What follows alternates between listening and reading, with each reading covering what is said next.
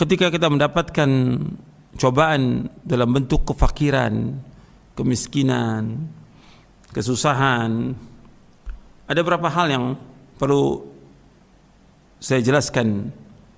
Yang pertama, ikhwan fillah, azakumullah, kita wajib husnuzon kepada Allah. Kita harus berbaik sangka kepada Allah, karena apa yang Allah takdirkan buat kita itu yang terbaik buat kita. Dan ketika Allah mencoba kita, menguji kita, Allah Maha tahu tentang kondisi kita. Sesulit apapun, sesusah apapun, sepakir apapun kita, semiskin apapun kita, tetap Allah tahu. Adukan semuanya kepada Allah dan berbaik sangka kepada Allah. Dan Allah itu Arhamur Rahimin. Allah Maha penyayang, Maha pengasih dari semua yang ada. Kemudian yang kedua, yaitu kita tawakal kepada Allah SWT. Tawakal kepada Allah. Serahkan semua urusan kita kepada Allah. Dan Allah menyebutkan, gantungkan hati kita kepada Allah. Wa 'alallahi fatawakkalu in kuntum mu'minin. Kepada Allah kalian tawakal jika kalian orang-orang yang beriman. Tawakal kepada Allah. Kita wajib tawakal kepada Allah dalam kondisi sulit seperti ini. Kita serahkan semua urusan kita kepada Allah. Jangan kita minta-minta kepada manusia. Dan kita bertakwa kepada Allah. Allah berfirman di dalam surah At-Talaq di ayat 2 dan 3, Allah berfirman, "Wa may yattaqillaha yaj'al lahu makhraja wa yarzuqhu min haitsu la yahtasib wa may yatawakkal 'ala Allah fa huwa hasbuh innallaha balighu amri qad ja'ala Allah likulli syai'in qadra." Allah berfirman dalam surah At-Talaq ayat 2 dan 3, "Wa may yattaqillaha yaj'al lahu makhraja." Barang siapa yang takwa kepada Allah, Allah akan bukakan jalan keluar baginya. Wa yarzuqhu min haitsu la yahtasib, dan Allah akan memberinya rezeki dari arah yang tidak disangka-sangka. Wa may yatawakkal 'ala Allah fa huwa hasbuh, dan barang siapa yang tawakal kepada Allah, maka Allah akan mencukupi keperluannya. Innallaha balighu amri qad ja'ala Allah likulli syai'in qadra. Sesungguhnya Allah melaksanakan urusannya. Sungguh Allah itu telah mengadakan ketentuan bagi segala sesuatu. Surah At-Talaq ayat 2 dan 3. Rasulullah SAW bersabda, "Lau annakum tatawakkaluna 'ala Allahi haqqa tawakkuli la razaqakum kama yarzuqut tayra taghdu khimasan wa taruhu bitana." Nabi bersabda SAW, kalau seandainya kalian bertawakal kepada Allah dengan sebenar-benar tawakal, Allah akan memberikan kalian rezeki sebagaimana Allah memberikan rezeki kepada burung. Yang burung itu pagi dia keluar dalam keadaan lapar dan pulang sore dalam keadaan kenyang. Hadis sahih riwayat Imam Ahmad, Tirmidzi dan Nasai dalam Sunan Kubra, Ibnu Majah dan Hakim dari sahabat Umar bin Khattab radhiyallahu an. Hadis ini disahihkan oleh Syekh Al-Albani dalam silsilah hadis as-sahih di juz yang pertama. Jadi yang kedua, kita tawakal kepada Allah. Yang ketiga, yaitu kita merasa qanaah, ridho dan puas dengan apa yang Allah rezekikan.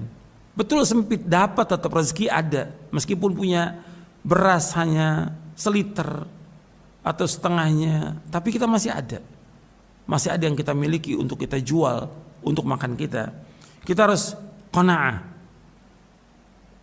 Dan tadi sudah saya sampaikan bahwa seorang mukmin itu harus qanaah. Qad aflaha man aslama wa ruziqa kafafan wa qanna Allah bima ata. Nabi bersabda, sungguh berbahagia siapa? Orang muslim. Dan diberikan rezeki cukup, pas-pasan, dan dia qanaah. Hadis sahih riwayat Muslim. Nabi SAW bersabda, "Inna Allah tabaraka wa ta'ala yabtali 'abdahu bima ata. Faman radiya bima qasama Allahu lahu barakallahu lahu fihi wa wassa'ahu. Wa ma lam yarda lam yubarik lahu." Rasulullah SAW bersabda, sesungguhnya Allah tabaraka wa ta'ala menguji hambanya dengan apa yang Allah karuniakan, dengan apa yang Allah rezekikan kepadanya. Barang siapa yang redha, dia menerima dengan puas rezeki yang Allah berikan kepadanya yang pas-pasan itu, maka pasti Allah akan memberkahinya dengan meluaskan, melapangkan rezekinya. Dan barang siapa yang tidak redha dengan rezeki yang Allah berikan, tidak puas, maka pasti Allah tidak akan memberkahinya. Hadis sahih diriwayatkan oleh Imam Ahmad dan Baihaqi dalam Syu'abul Iman, disahihkan oleh Syekh Albani dalam Sahih Al-Jami' As-Shaghir. Yang menyebutkan di sini Allah menguji hambanya dengan apa yang Allah berikan. Rezeki kita sedikit, pas-pasan, tapi kita redho, puas, Allah akan luaskan rezeki itu. Tapi ketika kita tidak redho, mengeluh, berkeluh kesah, Allah nggak akan berkahi rezeki itu. Kemudian Nabi juga bersabda SAW, man asbaha minkum aminan fi sirbihi, mu'afan fi jasadihi, indahu qutu yaumi fa ka'annama hizzat lahu dunya.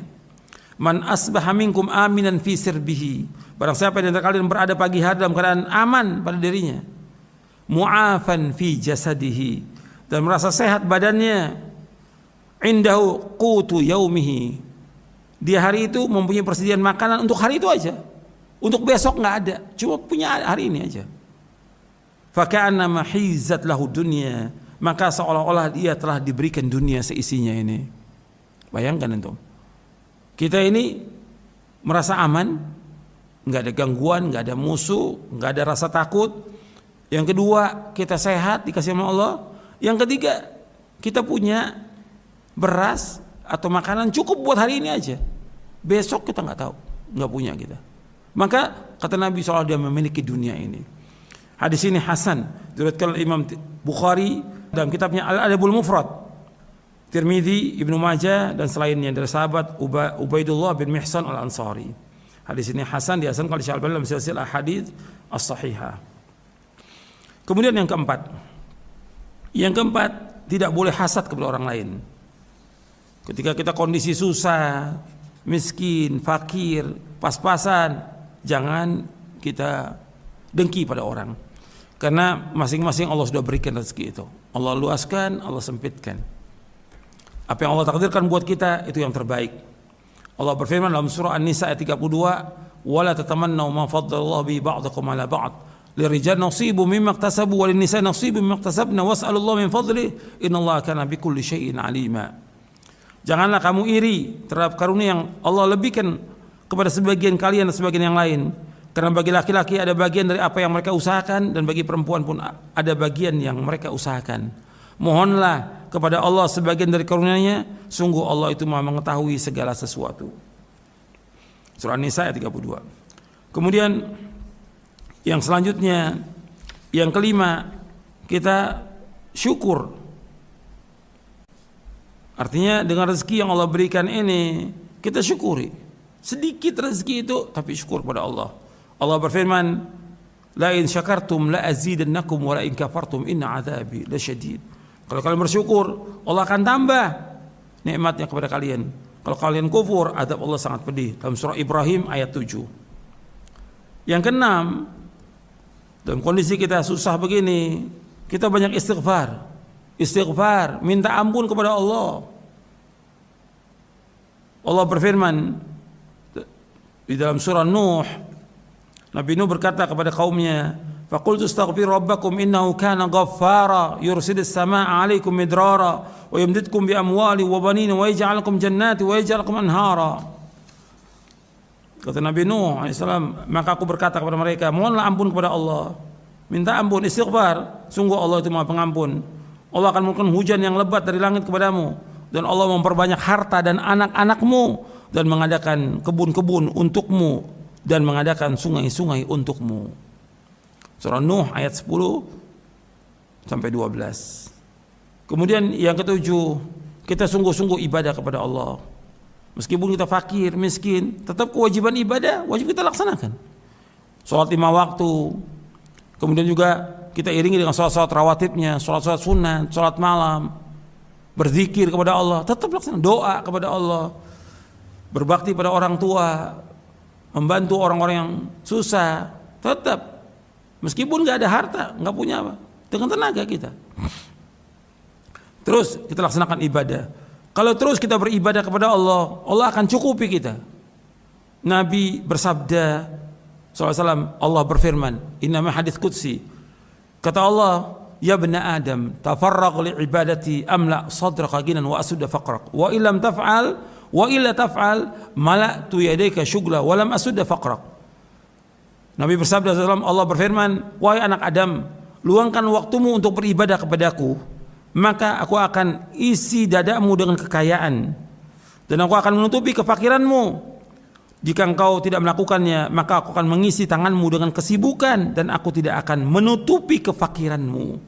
Hadis sahih diriwayatkan oleh Imam Ahmad, Tirmidzi, Ibnu Majah dan Hakim dari sahabat Abu Hurairah radhiyallahu an. Dan disahihkan oleh Syekh Al-Albani dalam silsilah hadis as-sahihah di juz yang ketiga. Di sini Allah menyuruh kita untuk luangkan waktu kita sepenuhnya untuk ibadah kepada Allah. Maka Allah akan penuhi dada kita dengan kecukupan dan akan ditutupi kefakiran kita. Kalau kita tidak lakukan itu, sibuk dengan dunia, sibuk dengan yang lain, nggak sibuk dengan ibadah kepada Allah, Allah akan penuhi kedua tangan kita dengan kesibukan. Nggak akan selesai, sibuk terus. Kemudian Allah nggak akan tutupi kefakiran kita. Ini hadis sahih. Kemudian yang ke-8, ikhwan fillah, kita banyak berdoa kepada Allah Taala, berlindung kepada Allah dari kefakiran.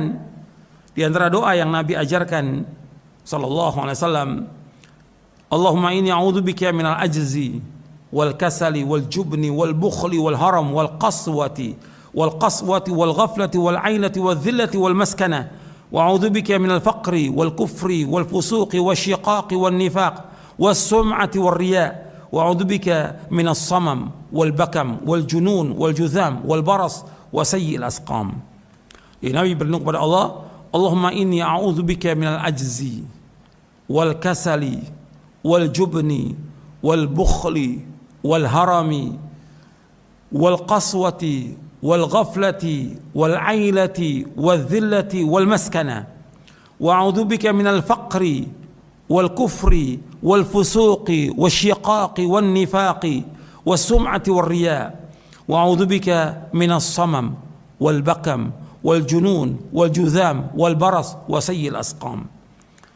Ya Allah, sesungguhnya aku berlindung kepadamu dari kelemahan, kemalasan, sifat pengecut, sifat kikir, itu bakhil, pelit, umur pikun, kekerasan hati. Aku berlindung kepada engkau dari kekerasan hati, lalai, berat tanggungan, kehinaan dan kerendahan. Dan aku berlindung padamu ya Allah dari kefakiran, kemiskinan, kekufuran, kefasikan, perpecahan, kemunafikan, sum'ah, memperdengarkan amalan kepada orang lain, riya, berlindung kepada Allah dari riya, memperdengarkan amalan kepada orang lain. Dan aku berlindung padamu dari tuli, dari bisu, dari gila, dari penyakit lepra, penyakit belang, dan keburukan berbagai macam penyakit. Hadis ini sahih, diriwayatkan oleh Imam Hakim dalam kitabnya Al-Mustadrak, dan juga Ibnu Hibban dalam kitab Mawaridud Dhama'an, disahihkan oleh Syekh Al-Albani dalam Sahih Jami'us Shaghir, dan juga dalam kitabnya Irwaul Ghalil fi takhriji ahadits Manaris Sabil di juz yang ketiga. Kemudian juga kita berlindung kepada Allah, Allahumma inni a'udzubika minal faqri wal qillati wal dhillati wa a'udzubika min an adlima au udlama. Allahumma inni a'udzubika minal faqri wal qillati wal dhillati wa a'udzubika min an adlima au udlama. Ya Allah, sesungguhnya aku berlindung padamu dari kefakiran, kekurangan, kehinaan, dan aku berlindung kepadamu dari menzalimi atau dizalimi. Hadis ini sahih, diriwayatkan oleh Imam Nasa'i dan Abu Daud. Kemudian juga kita berlindung pada Allah, Allahumma inni a'udzubika min jahdil bala wa darakis syaqa wa su'il qada wa syamatatil a'da. Allahumma inni a'udzubika min jahdil bala wa darakis syaqa wa su'il qada wa syamatatil a'da. Ya Allah, sesungguhnya aku berlindung padamu dari susahnya bala, hinanya kesengsaraan, keburukan qada, dan kegembiraan para musuh. Ini doa-doa perlindungan yang kita bisa baca di waktu sholat kita, di waktu sujud. Kita baca antara adzan dan qomat di tengah malam, atau ketika kita sedang berpuasa di bulan Ramadan ini. Kita banyak berdoa kepada Allah Taala sehingga Allah menghilangkan kesulitan, kesusahan, kefakiran, kesengsaraan, dan juga sifat-sifat yang jelek lain dari berbagai macam penyakit, agar kita dijauhkan oleh Allah.